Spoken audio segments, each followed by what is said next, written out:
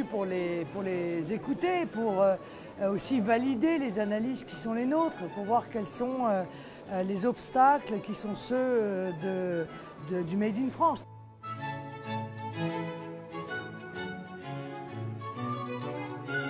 Bonjour, ravi.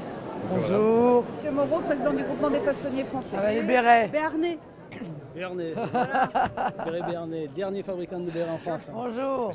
Le véritable béret français. Ah bah ça c'est du français oui, français oui. ça. C'est 100%. du vrai de vrai. 100%. Le vrai, oui. C'est ça qui revient en permanence, hein, tout au long de ce salon, Made in France, Made in France, Made in France. Et on s'aperçoit qu'entre le dumping social, le dumping environnemental, ils courent avec des sacs de 100 kilos sur le dos, quoi, hein, dans la compétition mondiale.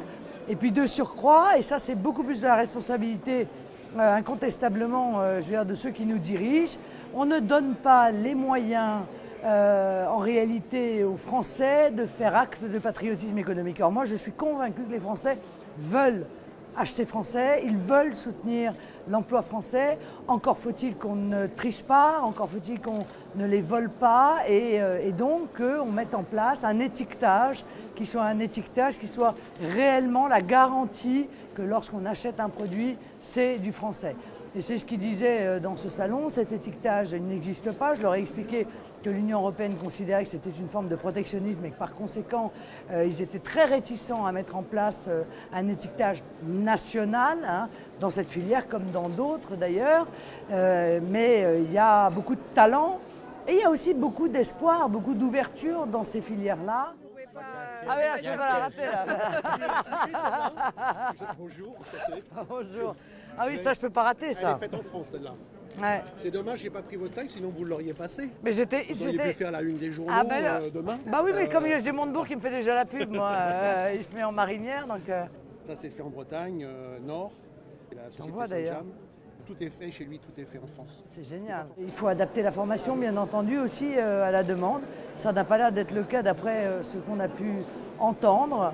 Et donc nous allons mener une réflexion approfondie pour pouvoir apporter très précisément des réponses. Aujourd'hui, il y a quasiment plus de formation couturière.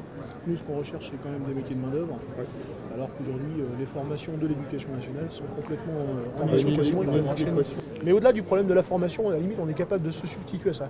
L'autre problème, quand même, c'est dire qu'à un moment donné, quand on veut redonner de la compétitivité à la France, comment on fait, quoi? Nous, quand on a des marques qui viennent nous voir sur un salon comme celui-ci en nous disant « Écoutez, on aimerait bien potentiellement pouvoir rapatrier une partie de la production et qu'on commence à regarder les tarifs qu'on leur donne », c'est juste pas possible.